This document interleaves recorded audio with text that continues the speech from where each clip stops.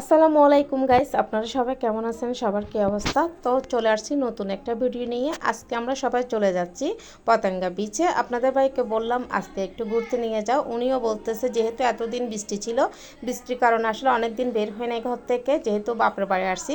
তো আমি, আমার ছোট বোন, আমার মেয়ে, আমার ছোট ভাই আর বউ সহ সবাই মিলে চলে যাচ্ছি পতেঙ্গা বিচে। তো ওখানে যে কি কি করতেছি, কি কি দেখতেছি, কি কি খাচ্ছি, সব আপনাদের সাথে আজকে শেয়ার করব। এই যে আমরা এখন একটু পরে আমরা পতেঙ্গা বিচে পৌঁছে যাচ্ছি। তো চলে আসলাম, এসে দেখি সাগরের অনেক গর্জন। আজকে জোয়ার ছিল, যেহেতু সাগরের ঢেউগুলো অনেক বড় ছিল। আমরাও তো প্রতিবার আসলে নিচে নেমে অনেক মজা করি, তবে এবার নিচে নামা হবে না যেহেতু অনেক জোয়ার। তো মজা করতেছি, ঢেউ দেখে আসলে অনেক ভালো লাগতেছে। সমুদ্র পাড়ে এসে বসলে দাঁড়ালে আসলে অন্যরকম একটা ফিল হয়, যে মনের যত কষ্ট বা যত কথা সব কিছু সমুদ্রের সাথে শেয়ার করি।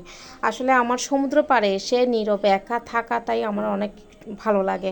তো আমরা সবাই মিলে সমুদ্র দেখতেছি, আর সমুদ্র পাড়ে এসে যতই দেখি সমুদ্র ততই ভালো লাগে। ঢেউগুলো দেখে মনটা ভরে যাচ্ছে, যেহেতু ঢেউগুলো অনেক বড় ছিল। আমি আর আমার মেয়ে ঢেউ নিয়ে অনেক মজা করতেছি। পানি যেহেতু উপরে উঠে আমরা পিছনের দিকে চলে যাই, আবার পানি যেহেতু নেমে যায় তখন আমরা আবার সামনের দিকে আসি। এরকম করে আমি আর আমার মেয়ে অনেক মজা করতেছিলাম। এর মধ্যে আমার মেয়ে একটা খেলনা নেবে বলতেছে, ওকে একটা খেলনা নিয়ে দিলাম। ওই খেলনাটা নিয়েও অনেক খুশি, যেহেতু ওটা ঘুরতেছে বাতাসের সাথে, ও অনেক মজা করতেছে।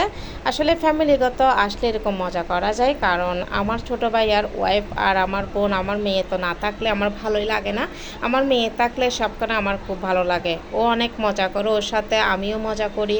সবাই একসাথে মজা করতে আসলে অনেক ভালো লাগে। তো আর কি করা, আমরা সবাই ঘুরতেছি আজকে। এখান থেকে অনেক জায়গায় যাব। এগুলো হলো সবগুলো রেস্টুরেন্ট, এখানে আপনাদের ইচ্ছা মতো আপনারা খেতে পারবেন।